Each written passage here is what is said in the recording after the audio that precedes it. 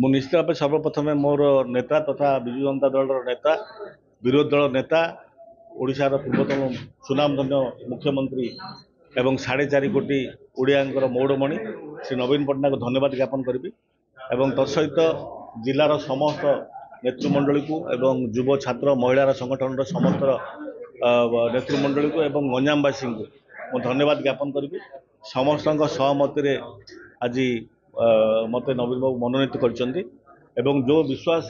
Ganjam team ଉପରେ ରଖିଛନ୍ତି ସେ କାରଣ ତାଙ୍କର ନିଜର ଜିଲ୍ଲା ହେଉଛି ଗଞ୍ଜାମ ଜିଲ୍ଲା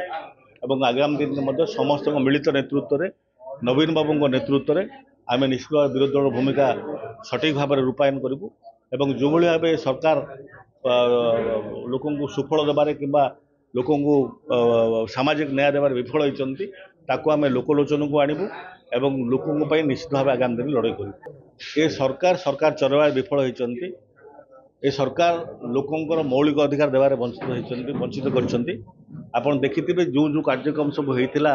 ଆପଣ ସ୍ୱାସ୍ଥ୍ୟ କ୍ଷେତ୍ରରେ ଗୋଟେ ଛୋଟ ଏକ୍ଜାମ୍ପଲ ଦେବେ କ୍ୟାନ୍ସର ହସ୍ପିଟାଲ ଏବଂ ଇନଡୋର ଆଉଟଡୋର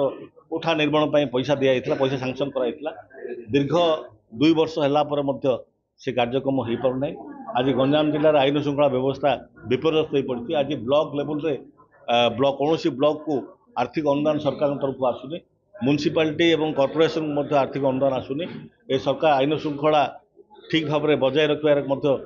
विफल होती वर्तमान लोक मैंने नवीन बाबू नेतृत्व को नवीन बाबू सरकार समय को झुरुंट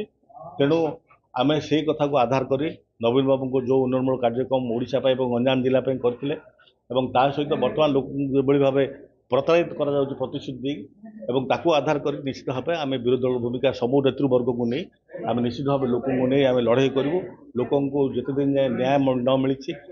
लोक मैंने सब प्रकार सुविधा जो सुविधा स्वर्ण ओडिशा गोटे स्वर्णम ओडिशा तैयारी नवीन बाबू जो भाई करते से